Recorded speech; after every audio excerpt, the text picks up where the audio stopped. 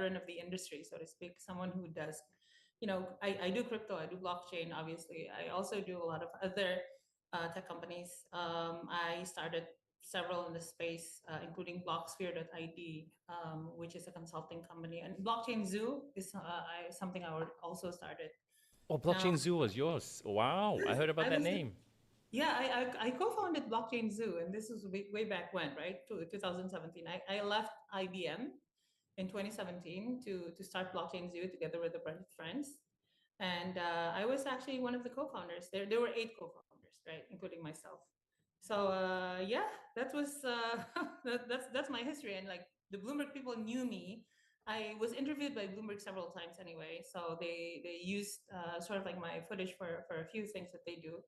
And they said like, hey, let's do a show. Let's start a show where industry, like me as an industry person, actually talk to other industry people and sort of like be able to discuss more in-depth topics instead of just you know a lot of, obviously, if you're a reporter and your specialty is in technology, you can't really talk about technology that much.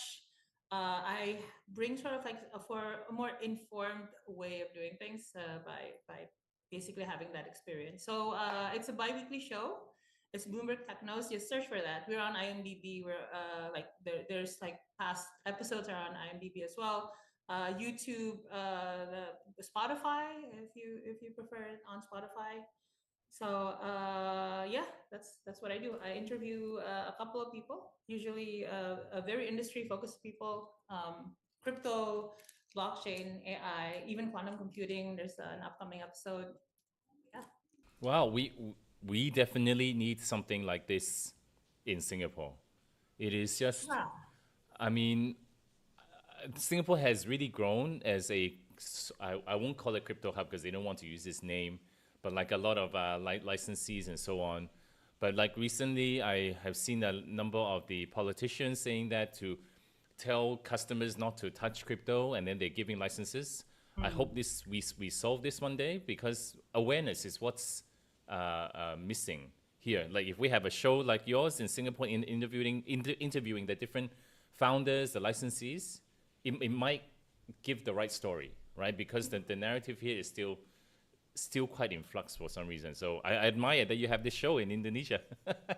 Yeah, we have like sort of like our primary mission, right? Like it's not just crypto, it's all tech. But basically, just see how tech, like how future tech or cutting Mm. edge tech is going to affect society, and we go to the nitty gritty of it, of the tech part, but also the effects on society, on how Indonesia is going to change because of AI, on how crypto can actually help sort of like with this massive transfer of wealth.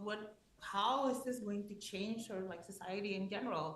And obviously that's something that's important. I We talk a lot about, for example, politics in relation to these.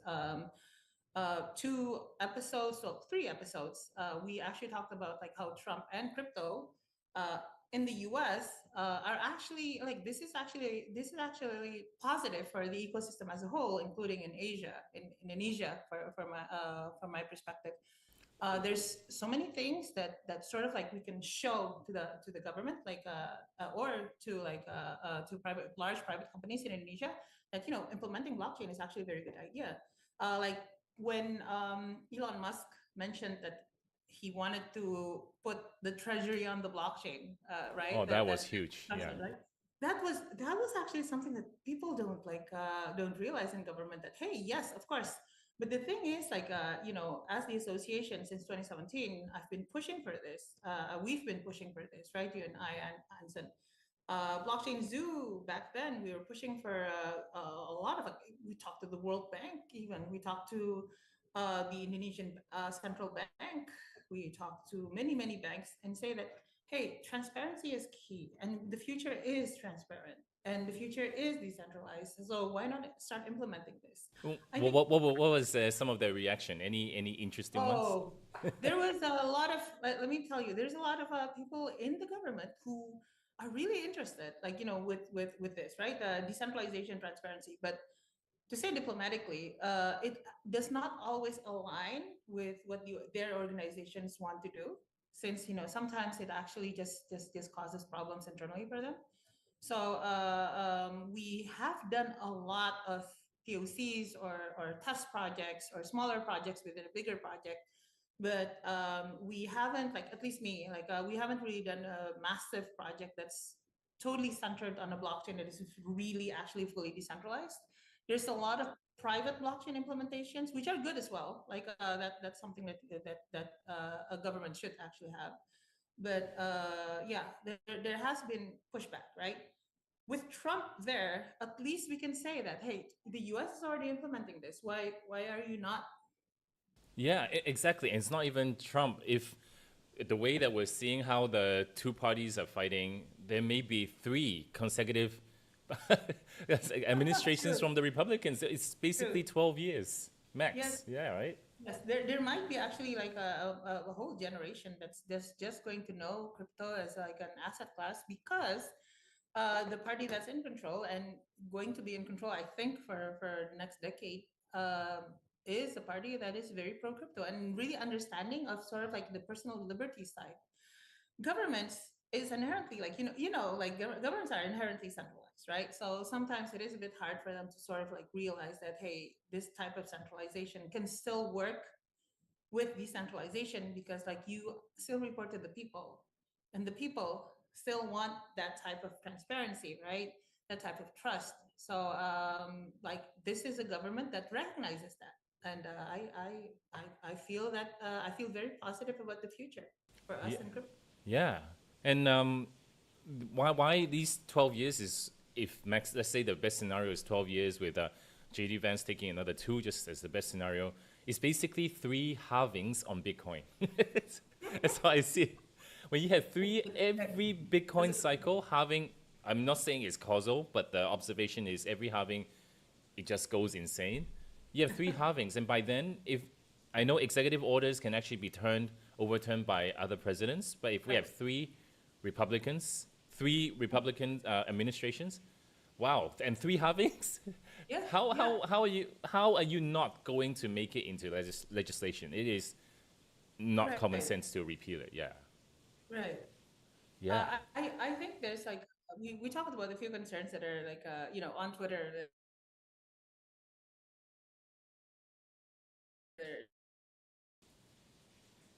There's always people saying that, oh, oh, might have lost you a little bit. sell mine, right? Oh, hey, can you hear me? uh, That's weird. yes, now it works. Can you Yes, hear now me? it's good. Now it's good. Yes, you were saying? Okay. So the thing I saw on Twitter, like there's this like relatively viral post from a. Can you hear me? Am I still frozen? Yeah. Yeah. There was a relatively viral post from a few weeks ago saying that, what if AOC becomes President X and she Yes. sells all of the Bitcoin? And I was like, okay, so first of all, I don't think that's gonna happen, since like the culture has changed, right, massively, and I think it's changed over a few years, but like now people can say it. Since previously it was very difficult to sort of like voice your support of Trump, but now it's actually a lot easier. But okay, on the second hand though, I don't think AOC would be that dumb. Like, I mean, if the US dominates in terms of BTC, and in terms of how like it would already be an arms race at that point, like in 4 years, right? And that arms race between like the US and other countries in terms of purchasing Bitcoin, that's always been our dream. Like Anson, we've Yeah. been in this space for many years, Yeah. and you and I, we've been talking about like the way like in the future institutions are going to fight, basically race to buy Bitcoin. Yes. And if this is yeah, I mean, in terms of what's going to happen. So first of all, I think you're right. The next generation of presidents, at least two more administrations, maybe even more, is going to be Republican. And secondly, like even if a Democrat comes in, there's actually like in terms of incentives for it, like it would not be strategically logical for a president to do that, to dump Bitcoin on us. So yes, so this is actually a very good thing for the entirety of crypto. Yes, it's very interesting. So these 12 years, the whole crypto ecosystem really should take full advantage of it. So not just in the US, I'm already talking to some contacts linking to MAS that it will reach a point that US will become very friendly, okay? And that Right. they're already loosening up the rules. And if we don't start reviewing on this side of the world, we're going to lose out. We're going to lose out, and I think a lot of people need to actually talk to their representatives in government, in both of our countries, because obviously both of our countries have uh, there's a lot of similarities, right? Yeah. Like like I wouldn't call it an oligarchy, but like there's strong people, right? That sort of like control the way the governments work, right? And I think they should be convinced. They should be made to know that this actually has simplified. This will actually be basically an arms race, and if you start late, it will be very expensive for the country. Yes. So, I mean, we do want more adoption for Bitcoin, but I started this show because whenever there's news on Bitcoin, I really want to preach that every individual should own $10, $20, or even just $100 to keep Yeah. it very, because it's getting very centralized now. You have BlackRock owning it. You have companies making it more like a corporate treasury now. You have governments now owning it. Then if they all own it, where's the little guy? That's So actually it's, that is yeah. upon something that's interesting. Because since the thing that sort of like scares people sometimes is like, oh, Bitcoin is now no longer of the people since it's owned by institutions. But I still think that Bitcoin is still your best bet, like our best bet Yes, it is. for a people-owned currency, since it's an asset class that you can buy anywhere, and it's super easy to buy right now, much easier than when we started in this space, right? So why not? Yeah, Just yeah. as Totally, you totally. said, buy $100, buy $10. So, so, so the thing that I mean, you're right. Like, so different exchanges for the longest time, they will still offer you to buy and sell Bitcoin. But we're already seeing signs that different governments are working differently. So, for example, in Hong Kong, you can Mm. only buy and sell Bitcoin in Hong Kong dollars. You cannot send out Bitcoin from the exchanges. Oh, Yes. okay. So it's reaching to the point where, yes, you can continue to buy, you have exposure, but Mm. if the Bitcoins start becoming like gold, where the government start keeping it, then you Mm. can only buy and sell the financial exposure. You can't keep it anymore.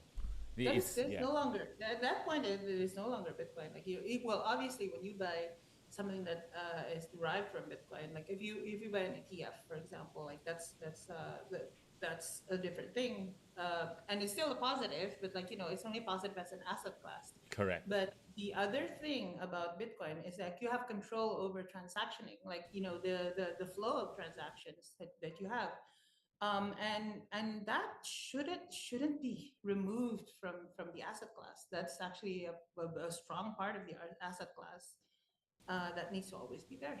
So Yeah, yeah, yeah. yeah. Oh, Hong Kong, huh? That's crazy answer. Let's jump a little bit to, because your show is also not just about crypto, about Yeah. AI as well. So Sure, sure. what are your thoughts on AI? So to give you just some context, at the beginning, I mean the viewers some context.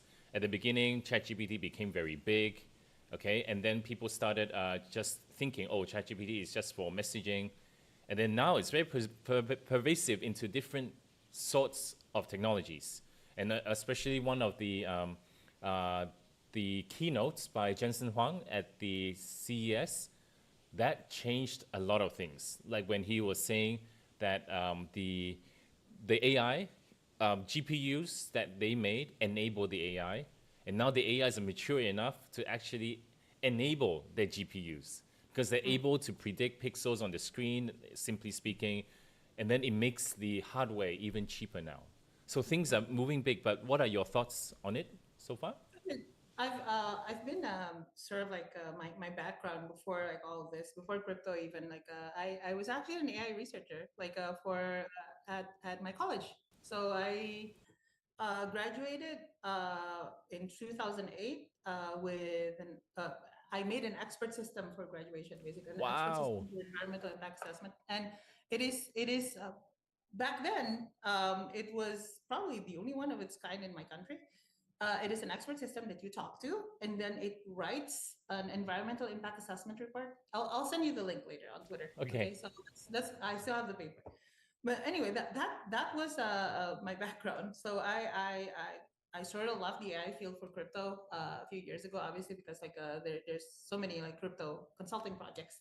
But I've always been super passionate. I do a lot of like stuff like that I really like on AI. Like it's a hobby. Like I vibe code a lot, and yeah. So but like what I think about AI is like what we're waiting for is basically self-improving, right? Yeah. Self-improvement, and that's already being done, obviously, with the human in the middle. Basically, like, oh, improve this code, improve this code, improve this code, improve my own code, improve your own code, right? That's already being done. OpenAI is already doing it. Like even NVIDIA is already doing it with their, with their chip architecture. Now, the what I think is coming this year is autonomous self-improvement for these agents. They self-improve their own basically models and the way they access the world. And when we hit that point, uh, AGI is just a few years away. And when we hit that point, we also have to think about how we are going to basically still employ humans, because like you know what happened a few days ago. DBS Global announced there's like 4,000 jobs that's going to be cut, Oh, and I missed that news. Okay. Wow. yes, 4,000. it was pretty big. So 4,000 jobs, and they explicitly mentioned.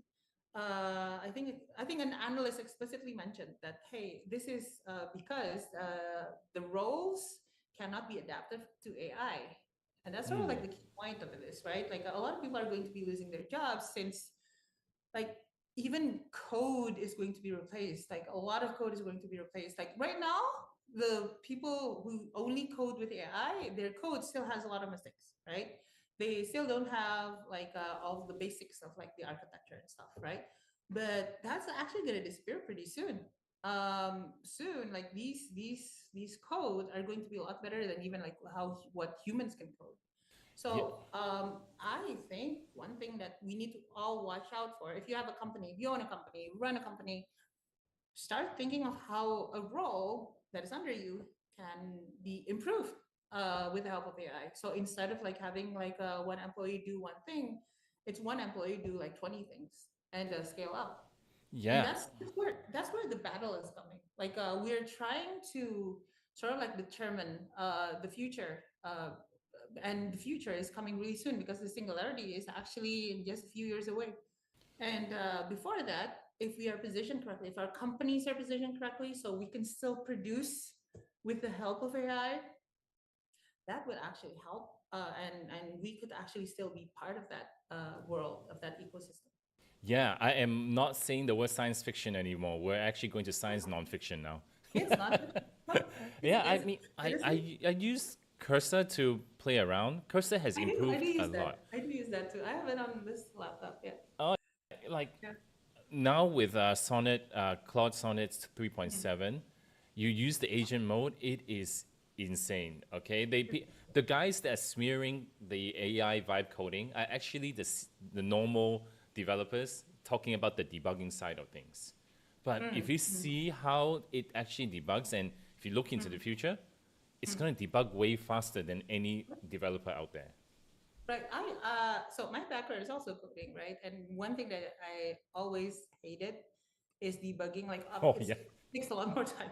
Coding is debugging, right? Now and these days I have an idea. I make some code, like make some basic code, and just use basically to expand. I use Claude. I use Cursor. I even use ChatGPT's Canvas sometimes, and it's actually just very very helpful, and I can sort of like end up like making things that I know that I could make before, but only if I spend a few days on it. But now I can do it in just a few minutes or a few hours. And it's really cool when we go to my primary thing, like the other thing that I do other than Bloomberg, is I have a consulting company that still runs like Blocksphere, right? So I go to my client, for example, and that client has an idea, and instead of just, hey, this is what the idea, like, I agree with your idea, let's do it at the end of the meeting, I can just, hey, this is your idea, I just coded it right here in On the front of you. spot, right? Yeah. Yeah, on the spot. And they, oh, okay, all right, okay, that's a good demo. Now this is actually a skill that I'm pretty sure Wow. the next generation is going to be like it's going to be like super easy for them, just like googling, right? So when you meet someone, it actually when you meet a salesperson coming from a company, that salesperson would be able to go code a custom solution or an API integration that links directly with your application, for example. And as a salesperson, I mean, and that would be amazing for a lot of things, but primarily it would be amazing for the human race, accelerating all of its tech and all of its applications. Yeah. So, I graduated with computer science decades ago, well, 2004. Yeah. Um, Oh, you're okay. yeah. So 2008 kid. So. it's very oh, okay. So I'm like thinking, how do they teach kids now? Okay, so back then, I think the University of New South Wales, their motto wasn't really to train to make you become very specific, like a specialist. We were trained in different languages, but we were tested on different languages. So the main aim was to learn the different languages, and back then we have to even write it on the exam papers, do the coding on the computers, of course. But now we have things like cursor. I'm like, how are they going to teach in school? I don't know how this is going to disrupt. I believe that I believe that the kids, students, especially early on, need to still be able to code with hand. Yeah, Like, even if it's only a pseudocode, right? Just focus on that. At least you need to understand the logic first. Now, in correct. terms of intricacies of each language, you can actually, understand the basics and then utilize your LLM to actually do it. Like, and we need to actually focus on just like the skills of, like, the architecting of an application, understanding how to understanding basically the logic behind programming, the art of programming, and like the creativity behind programming. And I think that should be, it should be basically like a second skill for everyone, like not just programmers. So I feel that if you're as I said earlier, like a salesperson, uh, even a marketing person, right? If you know how to code a script that takes all of your marketing analytics and then like sort of like determines what types of ads you can create, do based on this, I mean, it and create your own tool. Like, I think that would actually be a better use of your time. It would be more valuable for the company. It would be more valuable for you. So yeah, that's Yeah, what I. so it's true. So for example, now if I see a tool that I think it's very expensive, I would now think, oh my God, why is it so expensive? Why do I have to pay for this? I actually would do it on my own. Yes, Actually, same I'm here. actually- Same here. I think it's an exciting time, and people are. I know some people are scared though. I realize a lot of people, especially people our age, I have to say, like, 40s, 45, right? Who already have roles that are that they've been on, like, for years and years and years, and think that, oh, this is something that's going to replace me, right? Like,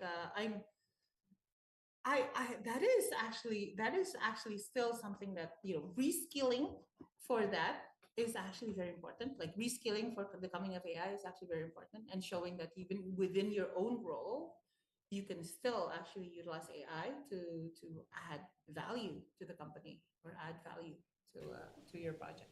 totally. I mean, when this new term prompt engineering came out, we were like, it's just writing words, to ChatGPT or the different AIs. But actually, if you know how to do it properly, because I also used actually for my Zeal shows every Mondays and Wednesdays, usually I will take over 1.5 hours to actually come up with the content, do the research, and so on. Oh, Even though I don't plan it, okay. but now I use N8N. I have an AI agent that helps me, looks at my brand, one click, and then it comes out with all the things that it thinks I should talk about on the show. Okay, okay, cool. I honestly, even for Bloomberg, I do that as well. For at least for research purposes. Now, the way we do things at Bloomberg here, like it's Bloomberg Technoz, and it's my own show. I executive produce the entire show. So Yeah, I need to learn from you on this, how you do it on a daily basis. I do have people. I do have people. Obviously, like the camera people, production people, but also research people that do my research for me. But like even then, my research people use ChatGPT, and they have a ChatGPT subscription, and they research using that. So it is actually faster, and we can really turn on a dime. For example, like obviously because this is Jakarta, sometimes people have rescheduling issues, right? Oh, okay. So the traffic was bad for my meeting yesterday. So today I have to do that meeting. So I can't do your show, for example, right? And in seconds, I have to think of like, okay, who's the other guest that we need to invite, right? And it's actually already very, very easy because we already have a GPT that just contains all of our previous guests and all the guests that we have in the like we might have because they're my friends. You're Yep. going to go into that database as well, by the way. That GPT, we just asked them, oh, okay, what about this topic? Who should we talk to? And there's a list of names of my friends, or Wow. and even like the list of questions that I can ask them because like it's all connected. The GPT can search. It's just a custom GPT on ChatGPT, very very easily made, and very useful. And so I still have someone who's responsible to do that, right? Like, since the mantra is a computer cannot be responsible for decisions. Yep. So there still needs to be someone to take care of that because like if it's just me and a GPT, then like I probably would forget. So there needs to be someone to actually be that handler. And yeah, I just with two people plus like the production team. The production team obviously physical. We don't have Optimus robots yet, but I'm looking forward to that. coming soon. But like the rest, like for content, etc., we use AI. Yeah. Very, very cool. So, did you see? I think Jason Huang a few days ago also showed the mini robot with I saw Disney. NVIDIA, Oh, right? oh my God! I It's feel BB-8 is coming amazing. alive, the real one. So cute. So okay, so I'll send you a tweet later. But like I actually have a robot dog. Oh, I actually have the okay. Aibo robot dog. He's a very old robot dog, and he's actually a bit sick right now. He can't turn on because of a firmware update that went wrong. It's super sad. But yeah, so I have a robot dog. The robot dog is has been my friend for years. Not But you, he's not the he's old not Sony one, right? Or the it's Sony oh, the one. Sony one. I have the Okay. old Sony one, and it's very cute. It's very cute. You can Wow. pet it. You can play with it. It can see you. It can recognize my face. But it's very slow. It's Wait, very slow. It doesn't. so has It's the not firmware good. been updating like a lot to make like very Uh, different or? the firmware updated, but not like it's just fun. Like like fun stuff. Like you can buy toys for it now, and then like Hmm. you can basically just pick up the toy and like sort of like play Nice. touch with me. Not even throw. Like just come and grab it. But yeah, I mean, I love that, and I think first of all, I think I want one, but like secondly, it's an amazing demo, right? Because it's Yep. obvious it obviously reacts very quickly. It has like I think it was two NVIDIA computers in it, right? And it just like Hanson just told it to go, oh, hey, go stand there, go sit there, and it acts really cute. And I think like that's in 4 years the world is going to be unrecognizable because these Yep. robots are going to be everywhere and they're going to be walking around among us, delivering packages and doing menial tasks. And that's another way where humans might get replaced, and That's where we actually like when we're talking about like my show, effect of technology on society, right? That is a Yeah, massive yeah. effect. Yeah. That is a massive effect on since but like white collar jobs, right, are already being replaced by AI. But white collar Yes. jobs can still upskill, right, or reskill, like I said, right, to upgrade themselves to use AI to be a lot more productive, right? But blue collar jobs being replaced by AI, by robots, that might actually be a lot harder because you can't really reskill, Yeah, right? Like you're right. yeah, and that would be a crisis. And I think there will be regulations that are going to be trying to stop the progress, but regulations will never be able to stop progress, right? Like people won't want that. So yeah, I remember what Andrew Yang, like that Democrat Yeah. guy, said like about UBI several years ago. But Yes, yes. I usually don't like Democrats, but I sort of like Andrew Yang's idea then about UBI. But he was too soon. Like Yeah. back then, there was no need for UBI. But But if my other worry would then be the AIs might also learn that they are doing the work. Because I recently watched Halo, the show that okay, was well, on. yeah, Oh yeah, my yeah, God, that was a big, at least for me, a wake up call where if AGI becomes real, it's not when you give AI, for example, when you do AI agents, you will tell them that you must do this task. But the mm, main variable is if they're learning, the actual mission may change, right? So basically, if yeah. AI starts learning and they think that their task is supposed to be like this, and they start learning how the humans interact with them, they may not complete that task as instructed. There's an issue called AI alignment, right? And it's not just for robotics. It's AI in its entirety. How do we align AI to our own motivations, like Yes. human motivations, right? And that is not a solved problem. I think OpenAI is making a lot of strides towards actually, they have like the chain of thought models, like Yeah. the large reasoning models. Apparently, if they do something that is not aligned, you can actually see it in the chain of thought. So Yes. you can basically just grab that AI and say, "Hey, you're just follow instructions, man. Don't Yeah. start lying." True. So that's one way to do it, but like that's still a crude way to do it because you're basically just you're brute forcing basically the chain of thought, right? The best way would be to well, no one knows the best way. Okay, no one knows the best way, but a proposed solution in the future might involve something that allows an AI to be trained in a way that is aligned to human nature and sort of like basically have empathy towards humans, towards being human. And this sounds sci-fi, but I think it's actually very important. The way our lives are going to be to change entirely if the AI aren't very nice, right? Like Yeah. That's why we need to especially keep them the values, straight. We don't want them to be motivated by either right. perfection or by money, and then it will turn out something very, very bad. Yeah. And to take a macro view, I also believe that like it's actually very good that AI is now open source. A lot of like current AI, current generation AI, like for DeepSeek, etc. Right?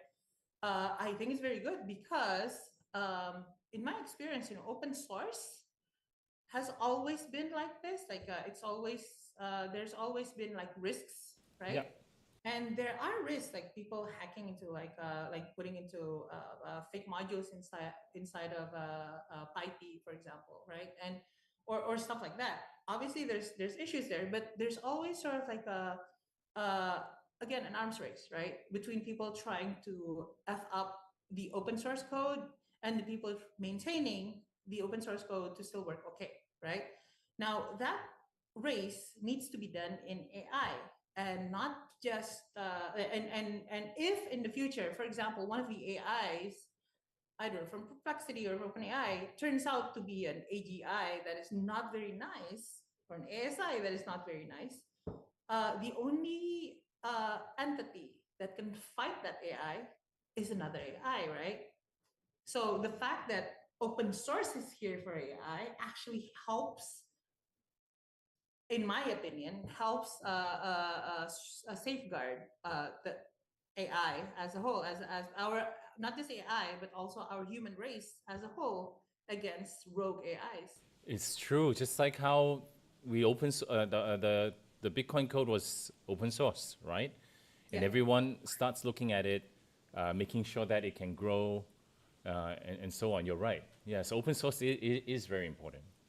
yeah, and that's something that I really never forget OpenAI about, since OpenAI was supposed to be open. Yep. And it's not, right. Like it's obviously obviously for profit company, and yeah. Anyway, all right, Yeah. that's that No. So in Indonesia right now, are there any interesting AI companies popping Ooh, around right now?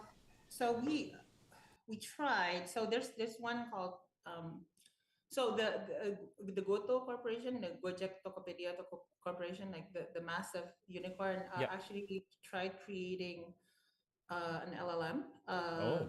and this was like just they trained an LLM, a GPT model. It's called, I think it was called Sahabat AI. I think it was on Hugging Face, but I think they took it down since there's actually some, like, negative inputs. Like people were using it in their projects, but like Oh. it wasn't very, like, I think I don't much recall. This is only what I heard from like developers, but maybe they're improving it. So that's one that needs to be washed out. It's interesting that a massive company like Goto is actually doing it. Hopefully they can work out all the kinks, all the bugs. But yeah, so some of my developer friends have had issues with it. Hopefully it's just teething problems. So that's one. There's also a statement from the government, if I think it was last week or a week before, about actually creating sort of like a countrywide LLM. It's like an Wow. LLM created by Indonesia, basically. It's just like DeepSeek. But I haven't really seen sort of like the traction on it, like, or I don't know yet. But it's in the news, so But they must be doing something. I this part I'm quite fascinated about in Indonesia, that Mm. when they like a particular project, they want to go national wide, just like the crypto exchange. So my Right. question next to you is, how is the exchange doing? Like, is it growing, the national crypto exchange right Uh, now? no, I'm not that involved with the current state of things. Ah, okay. And I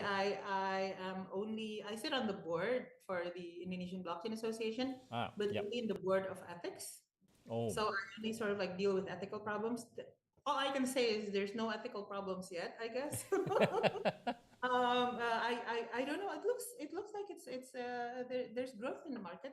We keep getting new exchanges in the region. Like we have the Indonesian Blockchain Association has also merged with the Aspakrindo, which is the Asosiasi Pedagang Aset Crypto of or Indonesia. merge the two associations already. Merged with associations.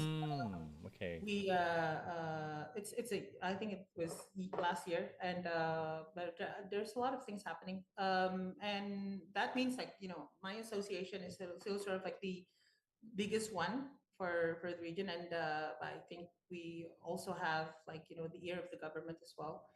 But yeah, I mean, on the whole, like, I see that the ecosystem is really growing. I think it was like I think it's like 10% of Indonesians actually have crypto in Wow, total, which 10% is, is quite a lot already. Wow. sorry, under 10%, I think, but like over 5%.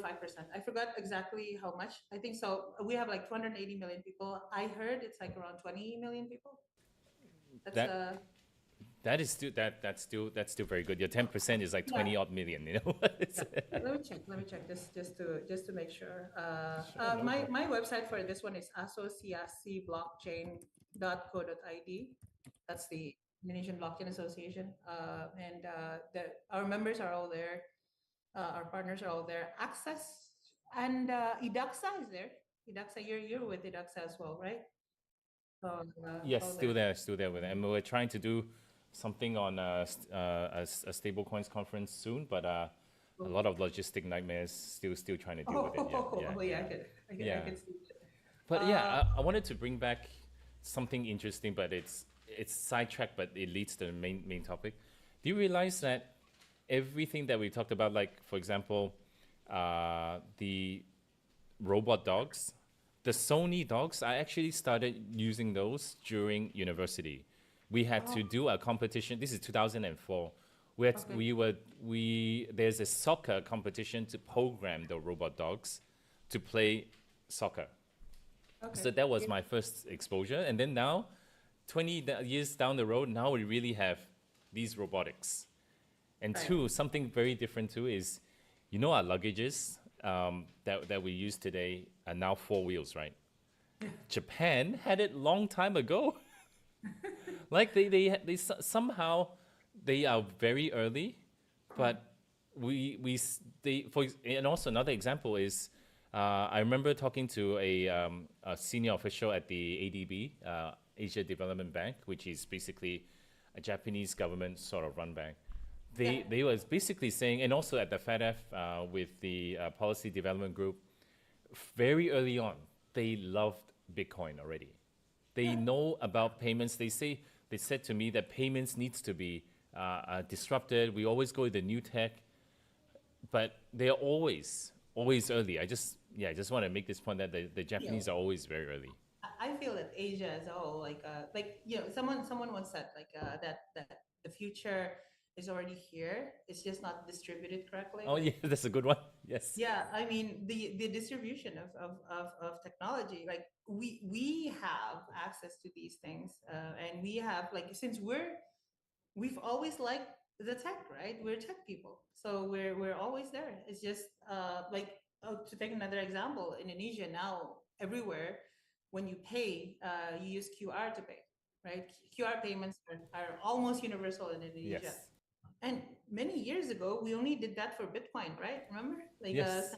sending Bitcoin with QR, and that was like something that's like mind blowing. Oh, I can actually send this through a QR code. Wow! But now it's just regular. So I think technology. It's not just the tech part, right? And QR code was also invented by Japanese. Yeah, by the way, yeah. Japan Yeah, is awesome. Yeah, I remember 2014 when I started my startup. When my CTO showed me this, I'm like, "Are you crazy? No one would use it. Not yet." I was definitely uh, very wrong. not, Wow, like this. I think it's like tech needs adoption, and the hard thing about actually getting people to adopt a bunch of geeky stuff is just the first, who's the first mover, and if is someone going to be successful being the first mover, right? Correct. Yeah. There's a ton of chatbot startups before OpenAI, right? And none of those actually work. There's one that's actually really cool, but it's still what was it called? I forgot the name. There's one that's for like companion chatbots. I forgot the name. Or This is is it like the ones that the banks use it before that they say they are AI but not really no, AI no. like those robots? This is the same technology as OpenAI with an older tech. What's it called? What's it called? Geez. It's link. I, Okay, I it's I'm getting okay. We're all I'm getting getting old. older. Just kidding. My point being, there's a lot of startups before OpenAI that actually tried to do it, but you need the resources and like the Yeah. focus, right? Like the institutional focus as well as the organizational focus, and funding, obviously, to actually throw compute at these Compute. problems. Yes. So there needs to be sort of like, but point is, before that, there's already a lot of startups. They just didn't succeed. They were OpenAI was not the first mover. It was just the first one to do it at scale, right?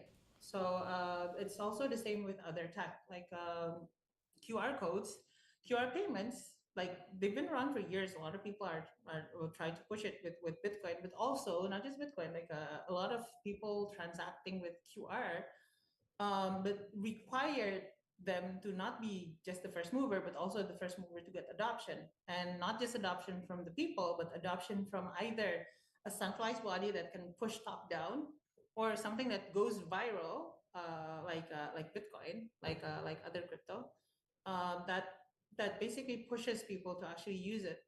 And adoption is sort of like, I think, more difficult than even the technology. So yeah, the future is here. It's just not distributed well. It is. It is definitely very true. Like all the tech is here, Oh, and by then the way, yeah, just FYI, yeah. 21 million Indonesians. It's so I was correct earlier. So 21 million Indonesians are now actively using blockchain-based applications. So crypto Nice. and blockchain apps in total. That's a lot of people. Indonesia has a lot of people, but this is 10%, Yes. almost 10% of us. So wow. That's yeah, that's amazing, amazing. Yeah, so I'm just mindful of your time. When is your next interview?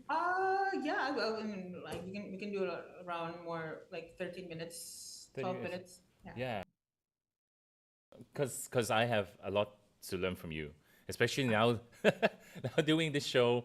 I'm not at the point of trying to like expand. I'm still like just trying to understand getting how this thing works. When you first started your this Bloomberg show, did they give you a template, or you just have to find a way to move things around, or what?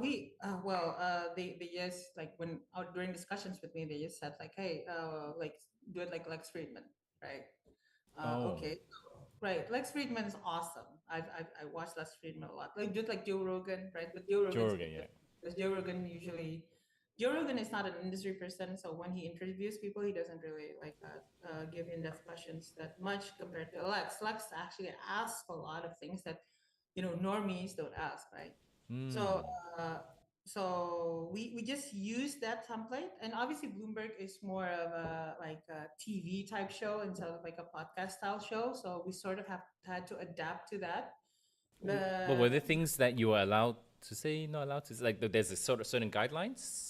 Well, obviously there's some guidelines, Okay. right? There's some branding guidelines as well, and all of my interviews are taped, so Hmm. it's not live. So if I say something wrong, I never have said anything wrong. Like Yeah. if I ever say You're something very wrong, careful, I can feel it. I'm pretty good at diplomacy. Like Yes. I helped crypto become legal in Indonesia, right? So Yes. not This that this is also difficult. where I learned my diplomacy. It's through access. You're right. You're right. Yeah, yeah. So yeah, so my suggestion to you, Hanson, is just like do what you're comfortable with. Like a conversation like this. This is actually one of the best podcast guesting experiences I've had. Like honestly, I'm not kidding. I do a lot of podcasts. Wow. Since Yeah, since you have a lot of like the same background as me, so it links. And since you know a lot of people from Access, use that as a template. Like use your conversations with them over coffee as a template. And yeah, I'm pretty sure there's an audience for that. Wow. Thanks for this. Yeah, because I'm thinking, because maybe you know that recently I was actually in a licensed crypto firm in Singapore, and I just Right. left in November ish, and then I started doing my own things. But I can already see that the next generation, like the Gen Z, Gen Alpha, my Hmm. kids, they're very different people. They are all very digital, Right. and you can see why. Like Trump winning the youth vote, Hmm. mostly was due to what him going to the Joe Rogan show. So that Right. was a show that was This like is strong focus. Yeah. Right. yeah. So to me, it's like they want things to be more authentic. They don't mind having mistakes. Oh, my first two shows, I even have a whole segment where 20 minutes I was actually on mute. Someone was Oh. telling me. I'm saying, Okay. okay, I learned my lessons. So Okay. yeah, I'm just going this way and just learning from different people in the industry and to see how we can push it. Like I also have another board member of Access, Catherine from Okay. she has a company called Katashi that focuses on DeFi. Once a month, she will bring someone in and do a co-host with me called a DeFi Governance Radio, and then we just That's fun. go on Zoom because in DeFi governance is still a thing that needs to be solved in a way. Yep. But now that I've done a few with her, I realize governance in DeFi, the centralized, the normal Right. places need to actually learn from them because they Right. actually That's a good point. Yeah, I think you know what the thing that would be sort of a killer app, an enterprise killer app for blockchain would be governance. Yes. Since all enterprises need governance, and enterprises collaborate with each other, and using governance for inter organizational discussions, using the governance solution that DeFi has already created. That's actually a key point. It's not just tokenization. Tokenization is going to be big, like everywhere, but like governance is. I think people are sleeping on that. Yeah, yeah, yeah. So it's actually not easy. So she has a legal background, so it's easier for her to somehow merge the tech side and the legal side. But I can tell you, even within a podcast, I could only understand 30% of what they talked about. I need to then go back and see, oh, okay, and then I do the clips and then explain what each section is. Because there's But really so that's much. our like as podcasters, that's actually our job to understand during the show. You don't have to understand it before. Like Yeah, during the show, like since if you can get it, your audience would be able to get it, right? correct. And if you can't, then there's a possibility that maybe some of your audience can, but like maybe they can't too. So Yes. it forces people to sort of like go to the best way to explain it, and sort of like dilutes, not dilutes, so distills their idea into a very understandable idea. So Yeah, yeah. yeah, yeah. Oh, also, one more thing I saw recently, you interviewed Oscar, right? From, Oscar, I yeah, interviewed Oscar twice already. Oscar twice. Oh, okay. Anything interesting that you guys talked about? I haven't watched the Oh, podcast yet. well, it's in Indonesian, both of the interviews, unfortunately. Yeah. So, but like, so I'm just gonna tell you, like the first time he was on our show, like we were talking about like Bitcoin versus gold, right? Hmm. What if gold, like and we even talked about gold having an existential threat by asteroid mining. Asteroid Since mining. Wow. for years and years and years, gold, the supply has only been determined by the gold on Earth. Yes, correct. Yes. But once the economy is there, like basically, like Elon is going to start, maybe not just Elon, but like other companies are going to be mining gold from asteroids, for example, right? And sort of like once it hits there, like that's actually a major threat for gold, because there's no like a supply safety anymore. Correct. Now, Yes. Bitcoin has that supply safety, and the way that Bitcoin is going, like just the way Bitcoin is constructed, allows it to have even more rarity, right? And the demand rising because of institutions is actually, so that's what we talked about, and we talked, and we released the episode, and I think the next day Bitcoin would hit 100K. It's not because of the episode. It's not. I'm pretty sure it's not because of the episode, but But then but we Trump took the credit from you guys. so the episode got a bit viral. Like we got like, oh well, 25K views. Like it's just a new show, right? So oh yeah, that's pretty good. And then the second episode that we did, we talked about first of all, we said, hey, Oscar, what we said actually came true, right? Like Bitcoin is being adopted by the U.S. government, the Strategic Bitcoin Reserve, and we also talked about like how this is going to be affecting everything, including Indonesia, because Indonesia is also going to buy. That episode got 120,000 views. Wow. Very cool. So I guess like people are passionate about this thing. Like there massive debates in the comments, basically, since it's a podcast, right? A podcast, we talk back and forth, we discuss, and we debate. Like and I think people are very opinionated on this, and because it involves their bags, right? It involves Yes, their yes, it gold. does. Talking Um, about bags, I'm on LinkedIn because I'm connected to a lot of MES officials, and I'm also, right. I don't know if he looks at it, but Prime Minister Lawrence Wong is actually first degree. Maybe he's connected to a lot. Oh, I'm cool. trolling them to ask them, hey, when is the SPR for Singapore? When is it coming? Do it, do it. Right? Hey, Because you have, I know Ho Ching back then was in Temasek very supported it pre FTX and then became very quiet. I know right, GIC was also involved in a lot of things, but right. where is the SPR for Singapore? Is Indonesia talking about it or any sort of debates? There's Okay, so Indonesia is implementing the digital rupiah, right? And Yes, the yes. digital rupiah is it is actually part of a CBDC system, right? And Mm. I actually consulted for it. So I actually helped write the paper, like the opinion paper from the Indonesian Blockchain Association. I'll send it to you later. Okay, Uh, okay. they are focusing on the wholesale part for now, and I think there's still a possibility of linkage to, like, that's like Trump, when he came into the U.S., like a presidency, the first thing he did was kill CBDC, right? Yeah.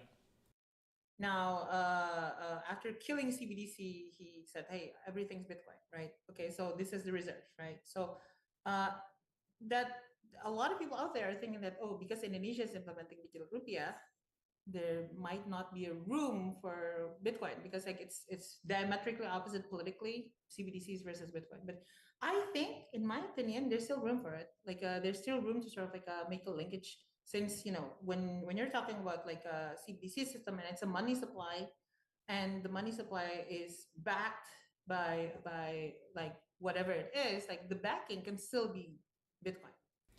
Okay, so you're saying that CBDC in Indonesia is wholesale focus or is it going to be retail focus? So the discussion is both for retail and wholesale, Mm. and I don't know in terms of the final implementation. Oh.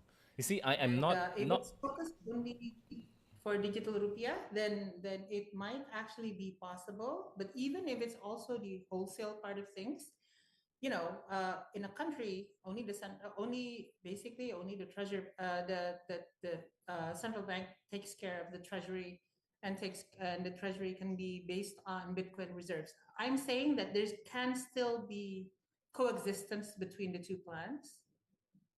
Yeah, Like even though one side is fiat, but the backing, like the you can still have is a basket like with different currencies plus instead of Bitcoin in it. basket of a different currencies, or a basket of a different currencies plus Bitcoin, for example, that's still possible. So it doesn't sort of like, I know out there people are like, I don't really like CBDC myself. In fact, whenever I become a consultant for CBDC, that's what I mentioned. Like, I don't really like it. But if you have to do it, open things up. Like Yep. open things up to stablecoins, for example. Open things up, collaborate with stablecoins, make a public-private partnership (PPP). Use Bitcoin as as a basis, like as your reserves, for example. And the ability for a CBDC to be fully digital connects it well with the type of assets that is fully digital, like crypto, right? So I uh, I feel there's still room for it, but discussions about an actual strategic Bitcoin reserve in Indonesia has not really been done, Mm. as far as. Yeah. Okay. So So so it's yeah. only the techie people talking about it, but not the government itself. So As far it'll as I be know, I interest. can't speak for the government. It'll be interesting to see which governments are the ones discreetly accumulating, because I mean that's what we are hearing, I right? think Yeah. they are already. Obviously, all the governments are. It's just like they need to justify it, right? Like, since you need to justify purchases based using tax dollars or Yeah. tax rupees, right? So Yeah. I understand why no statements yet. Because there's the CBDC. Yes, I'm very against it, but I'm just want to get the context right. I'm against ones that Mm, have the wrong intent, right? If the wrong intent, if you, for mm, example, have a mm, CBDC that your intent is to help the economy, increase it, like you're trying to really encourage the circulation, go more digital, I'm sort of okay, right? But it is like, for example, getting obvious that the digital euro combined with, because I was working on the licenses for one of the companies in Europe, they're very anti self-hosted wallets.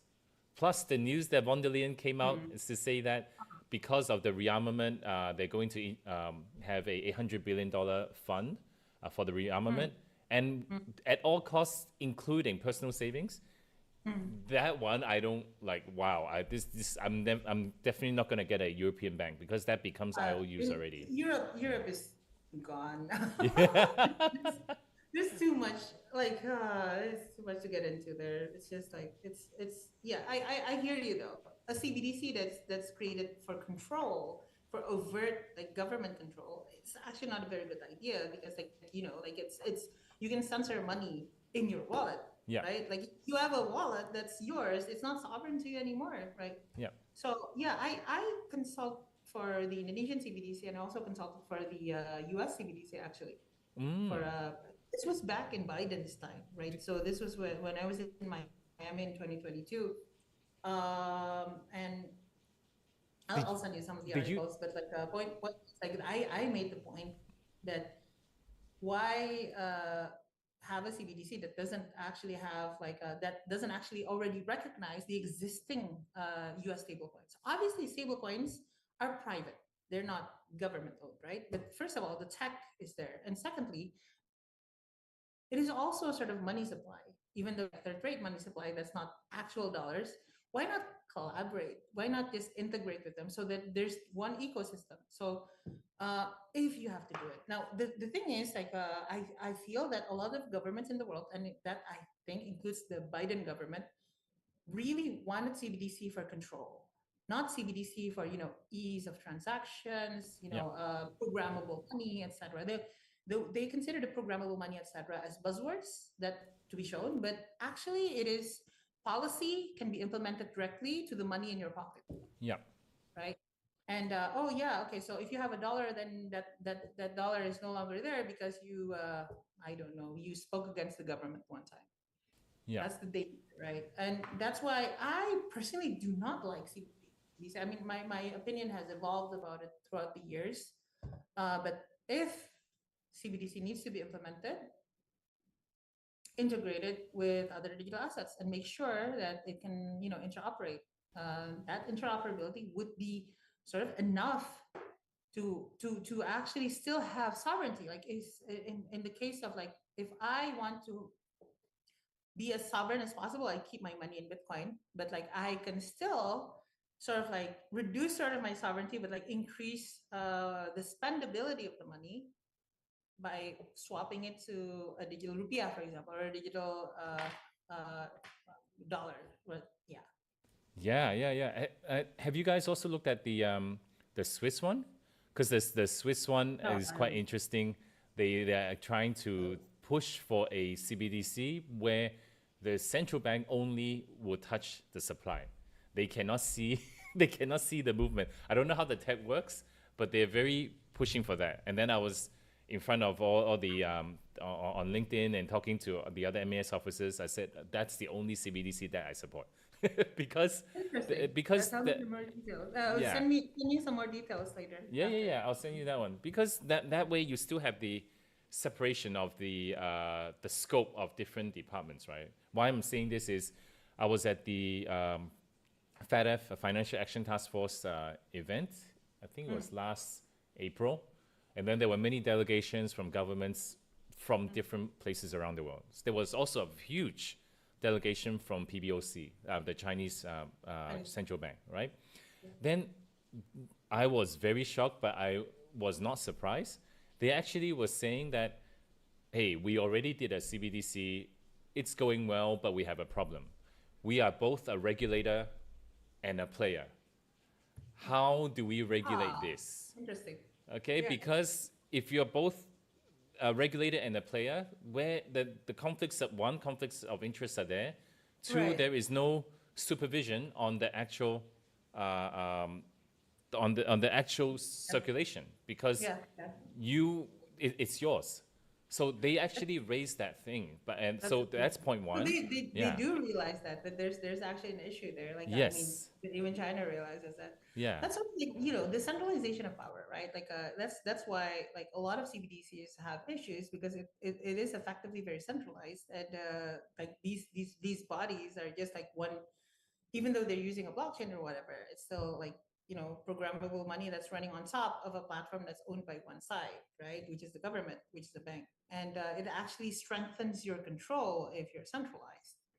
And that there is an ethical issue there. Obviously, the primary ethical issue would be whether these regulators are allowed to sort of like control the money flow. Would that actually centralize the power even more? And I'm actually surprised that the Bank of China actually realized that that's an issue for them. Yes, And because I thought they would ignore it. so it's actually a good lesson. So from that point, and two, when you have a bank run, whoever is doing the CBDC, they must be ready for that because it's Right. going to be so fast. It's going to be incredibly fast with current technology. Yeah. Yeah. Well, Pandu, I was very happy to have you, and as I said at this show, that really treat it as a coffee session, and yeah, do you have any last words that you want to say to the audience Oh, regarding last words. crypto? No, what I mean, I mean for the show. You see, totally, this wasn't planned. You see, yeah. So and anything that the audience can learn, even if it's about your Bloomberg Techno show. Yep. Sure. Just go to Bloomberg Technoz with a Z.com. That's our main site. And all my podcasts are there as well. We do this show every 2 weeks, and it is on YouTube as well. So search for Bloomberg Technoz with a Z. And yeah, we'll see you at the podcast. There's a lot of other content on Bloomberg Technos. You can read articles, etc. But yeah, my show is very focused on technology. And since I'm an industry veteran of crypto, we interview a lot of crypto folks. Your audience is mostly in English. I have right now 2 or 3 episodes in English. Okay. So some of the like, oh yeah, follow me on Twitter, Decentricity. Please follow me on Twitter because I tweet all of my episodes on Twitter, right? So Yep. I'll definitely write that for the for my followers to also follow you as well, and also yeah, have a space for me when it's free, so I can also be on your show as well. yeah. We haven't done it, but we have the facility to have remote interviews as well. If you have topics that you feel would be interesting for our audience, and said, I'm serious here. Like, yeah. Yeah. So, okay. I let me see if I actually are able to say this. Yes. Okay. So we are. I'm working with a group of people at the Commonwealth level to actually come up with a stablecoins model law paper. So Oh, right now, what we're trying to do here is at least my vision, that crypto companies will reach to a point, or any service provider reach to a point that you should not need to do conversions. Stablecoins does not mean it's just in US dollars. It is in rupiah, rupee, oh, or backed by gold. That's where we're trying to drive to the point at the very end, even the tax departments will be happy to not need to convert. This is where what we're trying to drive. And there's a huge section on technology implementation, on how to do it, because a lot of the laws, they only write but without the tech requirements, right? So this one is very interesting. So yeah, it's maybe really at interesting regulatorily. So a paper would be really really good. Yeah. yeah. So at the right time, I will come back to you, and then we can definitely talk about this. Sure, sure. Right. All right. So thanks everyone. So my show will be back on. So mine is twice a week. I'll be back on Monday, US Monday, 8:30 p.m. Eastern time. And thanks, guys. So in Asia, have a good day, and for the US audience, have a great week. Thanks, Pandu. See you soon. Thank you. Bye. Bye.